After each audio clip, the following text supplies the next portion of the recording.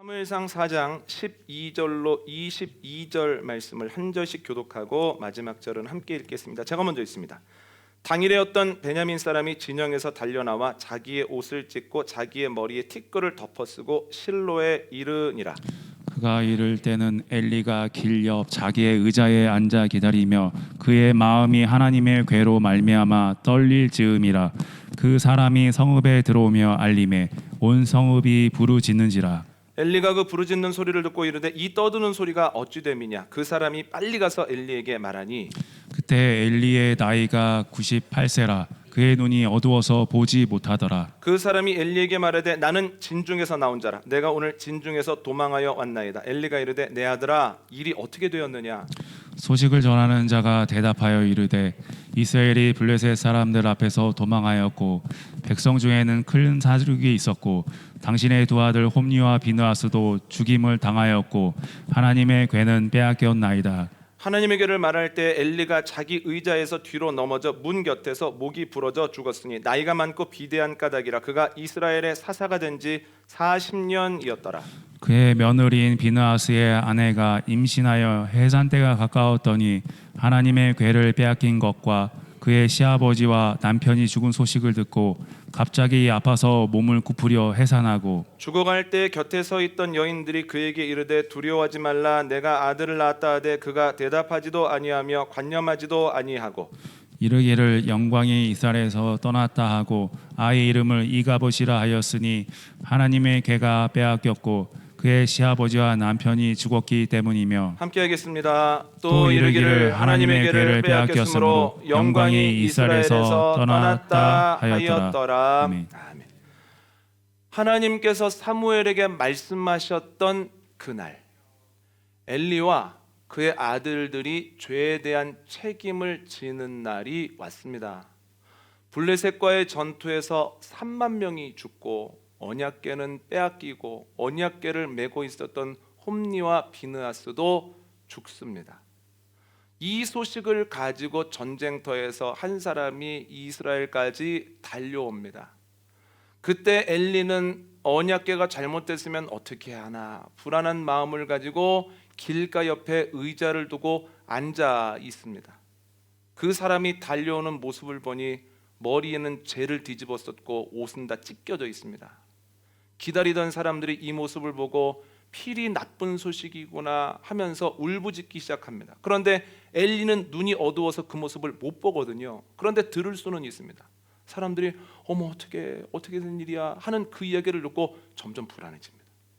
그 사람에게 이렇게 묻습니다. 내 아들아 어찌 되었느냐. 소상히 한번 얘기를 해봐라. 그는 자신이 보고 들은 것을 그대로 전합니다. 그런데 언약궤를 빼앗겼습니다 라는 이야기를 하는 순간 엘리가 얼마나 큰 충격을 받았던지 의자에 앉아있다가 뒤로 넘어지는데 그로 인하여서 엘리가 죽게 되었다라고 하는 거예요. 엘리의 며느리이자 비느하스의 아내는 출산을 앞두고 있었습니다. 그런데 언약궤를 빼앗긴 것, 시아버지가 돌아가신 것, 남편이 죽었다는 것을 알고 나서 갑자기 조산을 하게 됩니다. 그만큼 충격을 받은 거예요. 난산입니다. 그런데 그 여인을 돕던 사람들이 위로하기 위해서 이렇게 얘기합니다. 염려하지 말아라. 아들이다. 네가 아들을 낳았다. 그런데 얼마나 마음에 낙심이 큰지 아무런 대답을 하지 않습니다. 그리고 입을 띄어서 자기가 낳은 아이 이름을 이가봇, 하나님의 영광이 이스라엘을 완전히 떠나버렸다라고 짓고 숨을 거뒀다는 거예요. 여러분, 엘리의 가문이 무너져 버렸습니다. 죄라고 하는 것이 이렇게 무섭다라고 하는 것을 알 수 있습니다. 그렇다면 우리는 죄와의 싸움에서 이겨야 된다는 거예요. 하나님께서 이 말씀을 우리에게 왜 주시겠습니까? 이러한 일을 다시 경험하지 말라. 죄를 이기는 사람들이 되라 하고 이 말씀을 우리에게 주신 것 아니겠습니까? 그런데 죄와의 싸움에서 이기려면 기본적으로 죄가 어떤 특성을 가지고 있는지를 알아야 된다는 거예요. 사무엘상 앞부분을 통해서 죄의 기본적인 특성 3가지를 정리해 봤는데 첫 번째는 확장성입니다. 홈니와 비느하스가 처음부터 하나님의 제사를 멸시하는 등의 큰 죄를 지은 건 아닙니다. 레위기를 보면 제사장들이 여러 제사를 드리는데 제사 이후에 받는 몫이 있습니다. 그 몫을 가지고 제사장과 그의 가족들이 살아가는 거예요. 그런데 레위기 7장을 보면 화목제의 경우에는 오른쪽 뒷다리와 가슴 부분을 가지고 갑니다. 제물이 무엇이건 간에. 그러니까 순서는 이렇습니다. 제사를 드립니다. 제사 드린 이후에 그것을 물에 삶습니다.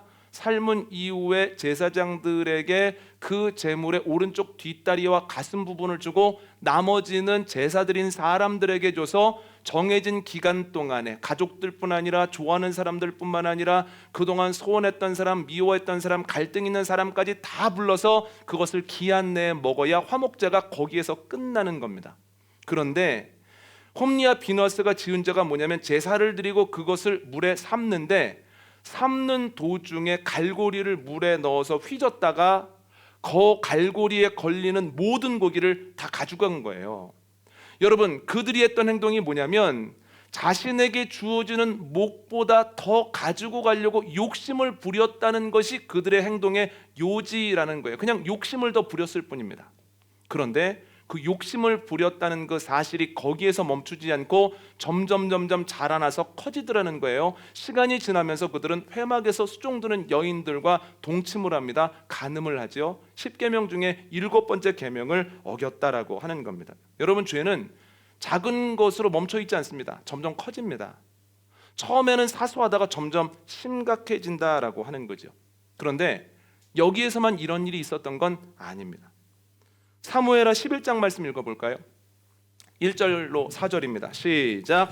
그 해가 돌아와 왕들이 출전할 때가 되매 다윗이 요압과 그에게 있는 그의 부하들과 온 이스라엘 군대를 보내니 그들이 암몬 자손을 멸하고 라빠를 에워쌌고 다윗은 예루살렘에 그대로 있더라. 저녁 때에 다윗이 그의 침상에서 일어나 왕궁 옥상에서 거닐다가 그곳에서 보니 한 여인이 목욕을 하는데 심히 아름다워 보이는지라. 다윗이 사람을 보내 그 여인을 알아보게 하였더니 그가 아뢰되 그는 엘리암의 딸이요 햇사람 우리아의 아내 밧세바가 아니니까 하니 다윗이 전령을 보내어 그 여자를 자기에게로 데려오게 하고 그 여자가 그 부정함을 깨끗하게 하였으므로 더불어 동침함에 그 여자가 자기 집으로 돌아가니라. 아멘. 국가들이 빈번하게 전쟁하는 때가 됐습니다. 평소 같으면 다윗이 맨 앞에 서고 그 다음 군대 장관 요압이 쓰고 그 다음 중간 지휘관들이 쓰고 그 다음에는 군사들이 따라야 되거든요. 그런데 이번에는 웬일인지 다윗이 안 나갑니다. 요압을 맨 앞에 세우고 그 다음 지휘관, 그 다음에 군사들을 보냈다는 거예요. 여러분, 왜 그러는지는 모르지만, 언제부터 그렇게 되었는지는 모르지만 다윗이 자기에게 맡겨진 사명을 소홀하게 취급하고 있다라고 하는 겁니다. 여러분, 전쟁터에서 열심히 싸우는데 본인은 그냥 머물러 있는 거예요. 그럼 이런 의문점을 가질 수 있습니다. 중요하지 않은 싸움인가 봐. 그냥 가면 이기는 싸움인가 봐. 여러분, 그렇지 않습니다. 암몬이라고 하는 나라의 수도가 라빠입니다. 라빠 성을 포위하고 싸우는 거예요. 라빠 성은 이스라엘 사람들에게는 예루살렘과 같은 곳인데 라빠 성을 포위하고 그 성을 빼앗느냐 빼앗지 못하느냐 가장 중요한 싸움을 하고 있다는 거예요. 그들도 목숨 걸고 싸우지 않겠습니까? 그렇게 중요한 싸움인데 다윗이 전쟁터에 나가지 않더라는 거예요. 그리고 그 치열하게 싸우는 전쟁 중에 있는 그 군사들을 생각하지 아니하고 낮에 낮잠을 잡니다. 그리고 낮잠을 잤으니 저녁에 잠이 안 올 거 아닙니까? 그래서 그가 저녁에 일어나 왕궁 옥상을 거니는데 저 멀리 아래편에 있는 여염집을 기웃댑니다. 그런데 한 여인이 목욕을 합니다. 멀리에서 보니 아름다운 것처럼 느껴지는 거예요. 여러분, 처음에는 나태함이었거든요. 그런데 이것이 나태함으로 멈추지 아니하고 눈과 마음에 죄가 됐다는 거예요. 그런데 거기서 멈추지 않습니다. 사람을 보내어서 알아보게 하고 불러오게 합니다. 그리고 동침을 합니다. 간음을 한 거예요. 죄가 커졌죠. 그런데 거기서 멈추지 않습니다. 그 죄를 가려보려고 노력하는데 잘 되지 않자 전쟁을 빙자해서 우리아의 아내를 우리아를 죽입니다. 살인죄까지 저지른다는 거예요. 처음에는 자기에게 맡겨진 사명을 조금 소홀하게 대하는 것이었는데 그것이 눈과 마음의 죄가 되고 간음죄가 되고 살인죄가 되더라는 거예요. 죄가 계속해서 심각해진다는 거예요. 죄는 안에서 자라나게 되어 있습니다. 이 원리를 가장 명확하게 표현한 구절을 한번 볼까요? 야고보서 1장 15절 함께 읽겠습니다. 시작. 욕심이 잉태한 즉 죄를 낳고 죄가 장성한 즉 사망을 낳느니라. 죄가 장성하죠. 그럼 사망이 됩니다. 권력은 공백을 허용하지 않는다는 말이 있습니다. 다음에는 누가 권력을 잡을지 사람이 안 보여라고 하지만 그때가 되어지면 어느샌가 누군가가 나타나서 그 권력을 행사한다는 거예요. 그 자리에 앉아서. 이와 마찬가지로 우리의 마음은 공백을 허락하지 않습니다. 빈 마음이라고 하는 것은 애초에 존재하지 않습니다. 중간 지대라고 하는 것은 신앙과 우리의 마음에 적용되지 않는 겁니다. 우리의 마음이 밝지 않으면 어둡다는 거예요. 우리의 마음이 기쁘지 않으면 우리의 마음에 우울함이 있다는 거예요. 우리의 마음이 감사로 채워지지 않으면 우리의 마음에는 슬슬 불평이 들어오기 시작한다는 거예요. 빈 마음은 없습니다. 누군가가 주인 노릇하게 되어 있다는 거예요. 여러분, 이것을 통해서 알 수 있는 것은 다윗이 자기가 해야 되는 일에 소홀했을 때 하지 않아야 되는 이 일을 계획하고 실행에 옮겨 죄를 짓더라는 거예요. 여러분, 그러면 우리가 이것을 통해서 어떤 행동을 해야 되겠습니까? 하나님께서 나에게 맡겨주신 일에 최선을 다해야 된다는 거예요. 하나님께서 나에게 맡겨주신 일에 최선을 다하지 아니하면 나도 알지 못하는 사이에 하지 않아야 되는 일들을 자꾸만 생각하고 하지 않아야 되는 행동들을 하다가 나도 모르는 사이에 그 죄가 내 마음에서 확장되어 버린다라고 하는 거예요. 주님께서 맡겨주신 일이 무엇이건 간에 하나님께서 주신 것을 가장 소중하게 여기고 최선을 다하는 은혜가 저와 여러분에게 있기를 원합니다. 우리의 마음이 하나님께서 주신 말씀으로, 하나님께서 주신 밝음으로, 하나님이 주신 감사로, 하나님께서 주신 그 은혜로 충만할 때 어두운 것이나 우울한 것이나 날카로운 것이나 죄된 것이 우리의 마음속에 들어오지 못하는 그 은혜가 저와 여러분에게 넘치게 되기를 원합니다. 이게 첫 번째 특성입니다. 확장성. 두 번째 특성은 전염성입니다. 사무엘상 4장 말씀 한번 읽어볼까요? 3절과 4절입니다. 시작.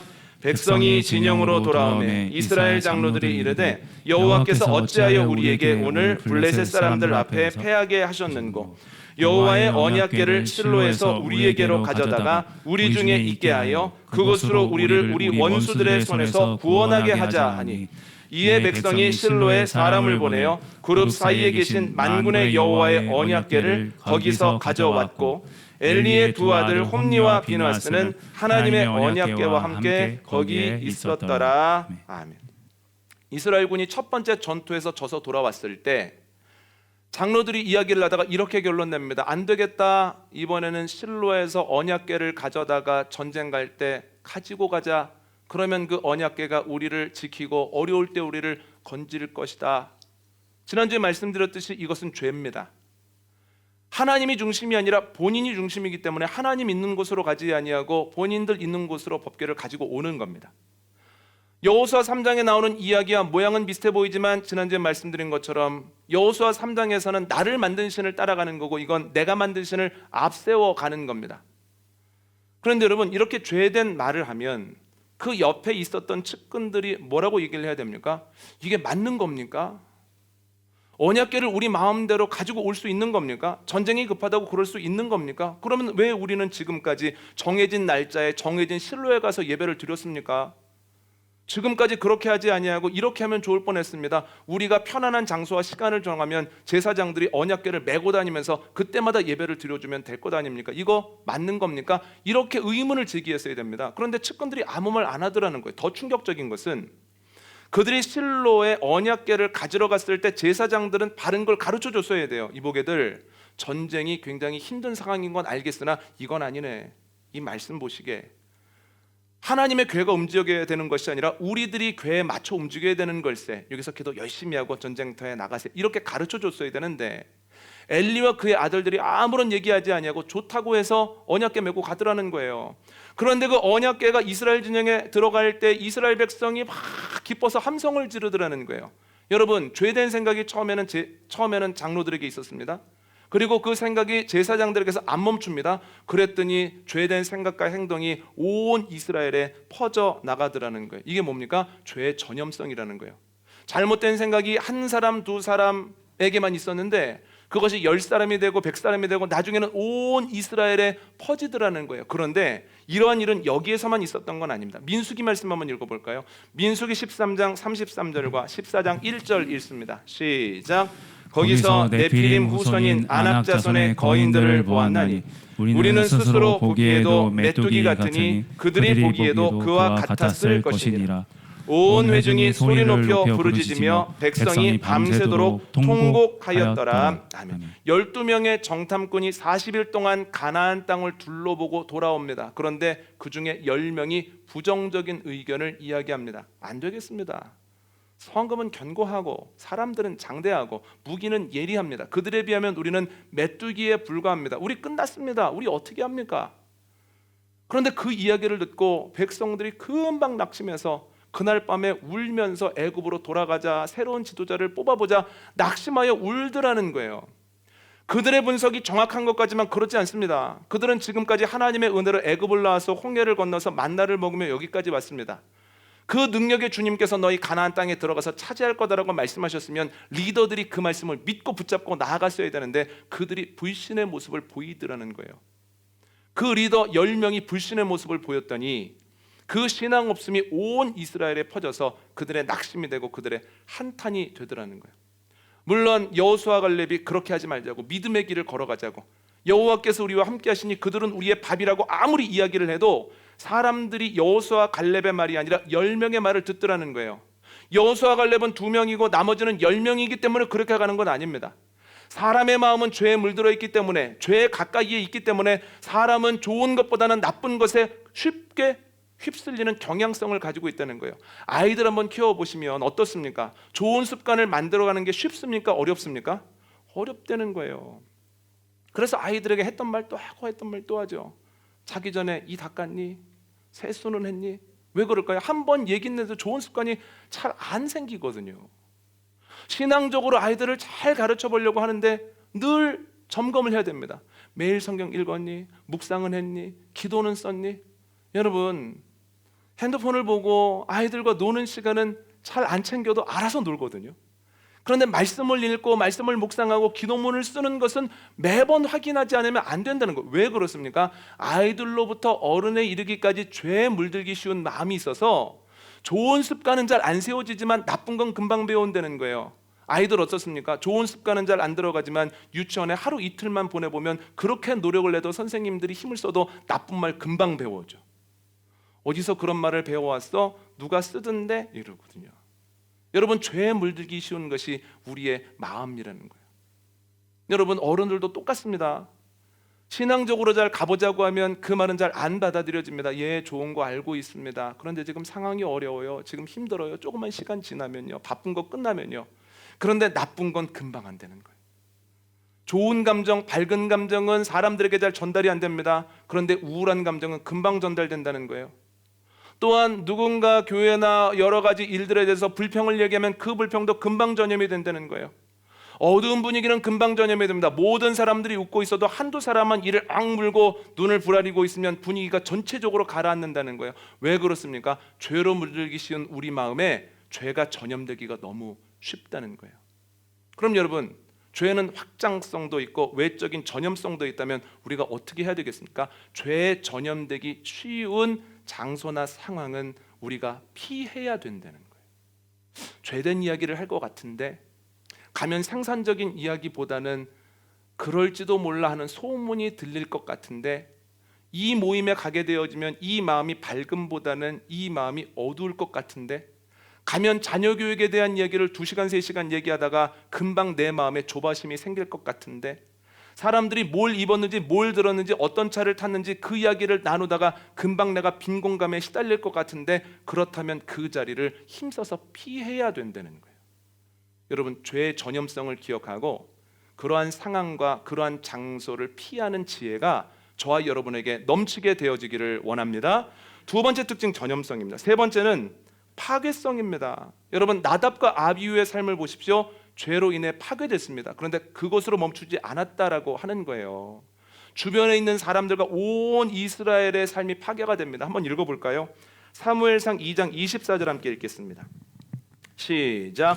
내 아들들아, 그리하지 말라. 내게 들리는 소문이 좋지 아니하니라. 너희가 여호와의 백성으로 범죄하게 하는도다. 아멘. 엘리가 아들들이 회막에서 수종드는 여인들과 간음했다는 이야기를 듣고 그렇게 하지 말라고 훈계를 하는 장면인데 이렇게 이야기를 합니다. 너희가 온 이스라엘을 죄인되게 만드는도다. 왜 이런 이야기를 했을까요? 여러분, 대속죄일이 되면 대제사장들이 온 이스라엘의 죄를 가지고 하나님께 나아가서 대속죄제를 드립니다. 그런데 대속죄제를 드리기 전에 드리는 제사가 있는데 대제사장과 돕는 제사장들의 죄를 사하는 속죄제를 먼저 드리고 대속죄제를 드립니다. 그 이유가 뭐냐면 물론 죄의 문제가 해결되지 않은 상태에서 대속죄일에 제사를 드리고 그리고 지성소에 들어갔다가 죽임을 당하는 일이 있기 때문에 대속죄제를 드리기 전에 속죄제도 드리지만 제사장들이 부정한 상태에서 제사를 드리면 그 제사 자체도 부정한 게 된다는 거예요. 여러분, 의사들이 수술할 때 손을 깨끗이 씻지 않습니까? 왜 그렇습니까? 수술이 아무리 잘 된 것 같아도 손이 오염되어 있으면 수술 받은 사람이 위험해진다는 거예요. 같은 원리입니다. 제사장들이 죄에 물들어 있는 상태에서 아무리 그럴싸하게 제사를 드리고 예배를 집례해도 그 제사나 예배는 부정하다는 거예요. 그게 이스라엘이 제사 드릴 때의 기본적 생각이었습니다. 다시 말하면 홈리와 비느하스가 간음을 한 죄를 가지고 제사를 드리면 아무리 사람들이 흠없는 제물을 골라와서 그 방식대로 최선을 다하여 제사를 드렸다고 해도 그 제사가 부정한 제사가 된 것이니 이스라엘 사람들이 죄를 짓게 했다는 거예요. 다시 말하면 홈리와 비느하스의 죄는 이스라엘 백성의 예배를 파괴했다라고 하는 겁니다. 그런데 그뿐만 아닙니다. 여러분, 자기의 윗대인 아버지의 삶을 파괴합니다. 엘리 제사장이 말년에 얼마나 고민을 더 했겠습니까? 그 아들 때문에.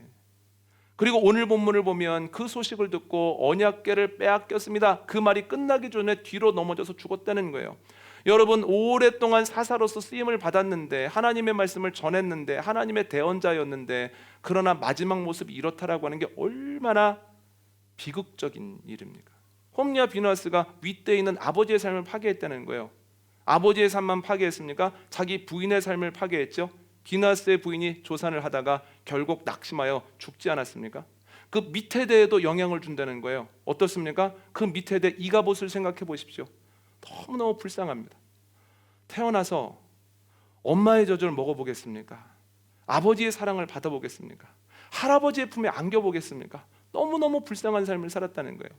여러분, 이 파괴성이 얼마나 대단한지 이스라엘 사람들의 예배를 파괴했을 뿐만 아니라 위에 아버지의 삶을 파괴하고 아내의 삶을 파괴하고 자기 아들의 삶을 파괴하더라는 거예요. 그런데 여러분, 죄의 속성은 지금도 똑같습니다. 지금도 작은 것이었다가 확장이 됩니다.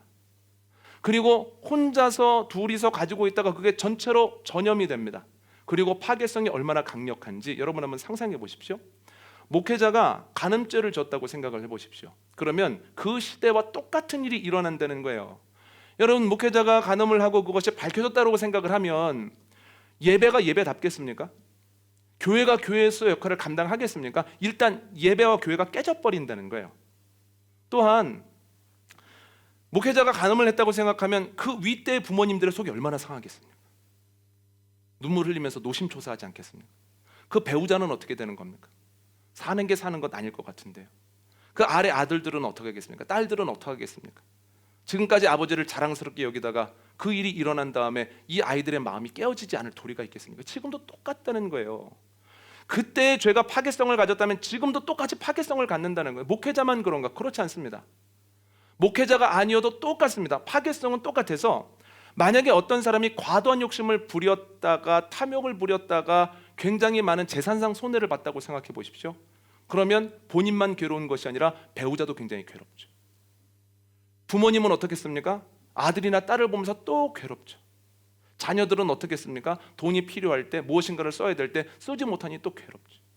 죄의 파괴성이라고 하는 것은 윗대에도 영향을 주고 옆에 있는 사람에게도 영향을 주고 밑에도 영향을 준다는 거예요. 자기만 괴롭고 끝나는 것이 아니다라고 하는 거죠. 여러분, 죄는 지금도 확장하고 전염성 가지고 있고 파괴성을 가지고 있습니다. 그러면 죄와의 싸움에서 이겨야 된다는 거예요. 여러분, 죄와의 싸움에서 이기는 저와 여러분 되시기를 원합니다. 여러분, 죄와의 싸움에서 이길 때 우리가 온전히 하나님의 사람으로서 하나님이 기뻐하시는 삶을 살아가게 되어줄 줄 믿습니다. 그런데 죄와의 싸움에서 이기려면 죄의 특성도 알아야 되지만 우리가 믿어 의심치 않아야 되는 사실이 두 가지가 있습니다. 첫 번째는 뭘 믿어야 되냐면 싸워 이길 수 있다는 걸 믿어야 됩니다. 따라해 보십시오. 싸워 이길 수 있습니다. 싸워 이길 수 있습니다. 죄와의 싸움이 만만치 않습니다. 그래서 처음에는 유리하다가도 나중에 셈을 해보면 지는 경우가 비일비재합니다. 기도원을 보십시오. 하나님께 무려 40년 동안 사명을 받아서 쓰임을 받았습니다. 그런데 언제부터인가 에봇을 음란하게 위하다가 하나님과 멀어지기 시작하더니 나중에 보니까 그의 자녀대에서 모든 것이 다 허물어져 버렸다는 거예요. 어허, 이기는 줄 알았더니 이게 뭐야?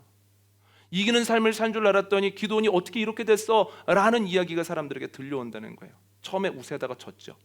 솔로몬 어떻습니까? 처음에는 하나님의 말씀을 구하고 겸손하게 주님을 따라가는 사람이었으나 나중에 가진 것이 많아지고 만나는 사람들마다 칭찬을 하기 시작했을 때 나중에는 하나님의 음성도 듣지 않는 사람이 되고 가지고 있었던 모든 것이 흩어지고 나라도 갈라지게 되었다라고 하는 거죠.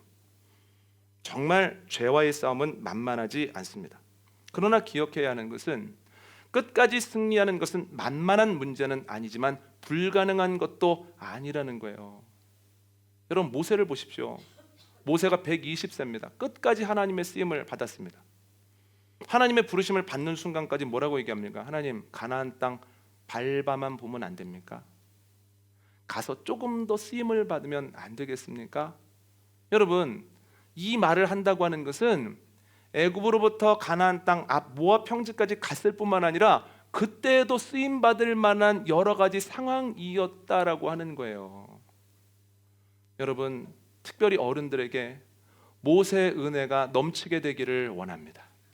끝까지 쓰임 받을 뿐만 아니라 주님께 부르심을 받는 그날까지 기력이 쇠하지 아니하고 판단력이 흐려지지 아니하는, 그래서 주님 저 끝까지 일할 수 있는데 더 일할 수 있는데 라고 주님께 이야기할 만한 끝까지 승리하는 삶을 살아가시기를 원합니다.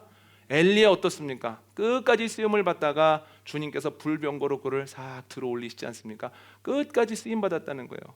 여러분, 바울도 마찬가지입니다. 그의 고백을 한번 볼까요? 디모데후서 4장 7절과 8절입니다. 함께 읽습니다. 시작. 나는 선한 싸움을 싸우고 나의 달려갈 길을 마치고 믿음을 지켰으니 이제부로는 나를 위하여 의의 면류관이 예비되었으므로 주 곧 의로우신 재판장이 그날에 내게 주실 것이며 내게만 아니라 주의 나타나심을 사모하는 모든 자에게도니라. 아멘.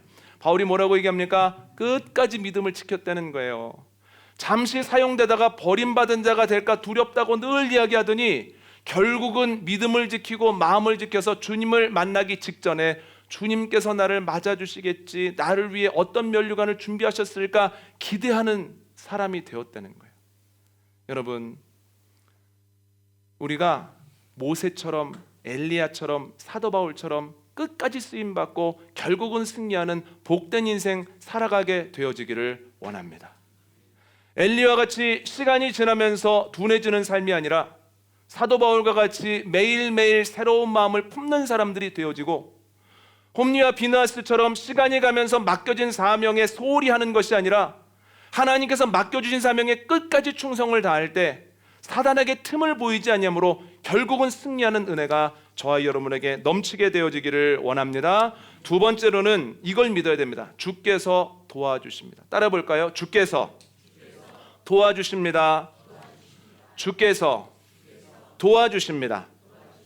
여러분, 죄는 매우 강력합니다. 지난달 오후 예배 때 조정택 목사님이 말씀을 전해 주신 것처럼 죄는 굉장히 노련합니다. 그래서 약한 부분이 뭔지를 알고 있는 거예요. 저 사람은 딴 데는 괜찮은데 돈 문제에는 흐리더라. 저 사람은 명예를 잃을 것 같으면 자꾸만 잘못된 판단을 하더라. 저 사람은 자녀만 보면 마음이 흔들흔들 하더라. 저 사람은 성적인 약함이 있더라. 계속해서 노련하게 약점을 파고드는데 넘어질 때까지 파고듭니다. 그래서 두 번째 특징은 집요함이라는 거예요. 죄는 노련하고 집요하기 때문에 굉장히 강력한 상대입니다. 그래서 이길 수는 있는데 내 힘으로는 못 이깁니다. 그럼 어떻게 할 거냐는 거예요. 주님께서 도와주실 때 이길 수 있습니다. 여러분, 모세도 자기 힘으로 이긴 것 아닙니다.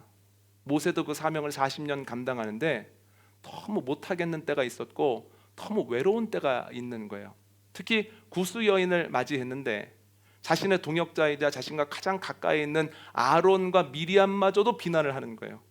그 마음이 얼마나 외로웠겠습니까? 그런데 주님께서 여러 가지 방법으로 그의 선택에 이유가 있다고 하는 것을 알려주셔서 그에게 힘을 주시더라는 거예요.